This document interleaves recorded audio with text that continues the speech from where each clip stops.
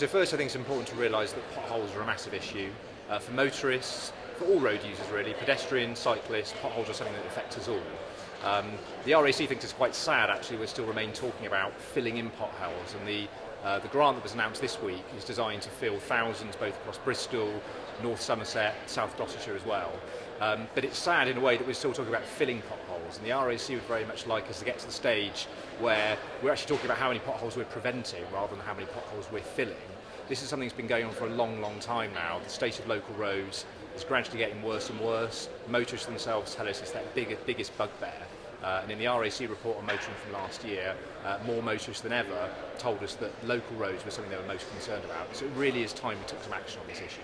The issue we have really in the UK is that we've got a kind of two-tier system of roads at the moment. Our national infrastructure, major A roads, motorways, are seeing one of their biggest injections of cash in a generation, which is fantastic. But even the amount of money announced this week to sort out potholes is really a drop in the ocean.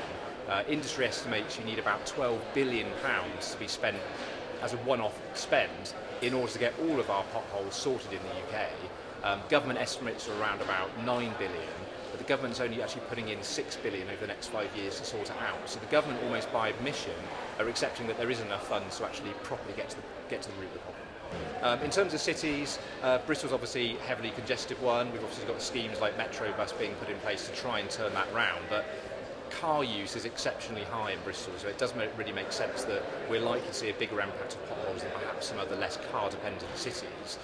Having said that, if you look at some other cities and the amounts of money that they're receiving, in some cases, for some cities, it's proportionally higher than Bristol. So the problem's not quite as bad in Bristol, perhaps, compared to some areas, but obviously try telling the motorists that. Plenty of people are going to see a pretty bad pothole and going to want to finally see it fixed. Well, I think cyclists are a particularly important case. We had a very sad case this week on Tuesday where a cyclist in Surrey was actually killed having cycled into a pothole and then was then thrown into the course of oncoming traffic. So there's been a really horrendous reminder this week of why this issue needs to be sorted out and why actually potholes represent a road safety risk. Cars can be badly affected by it. If you drive over a pothole, it can be very damaging. But as this week's experience shown, it's actually a road safety issue. And if we can't sort this out, we're actually introducing on our roads, dangerous conditions which could affect all of us.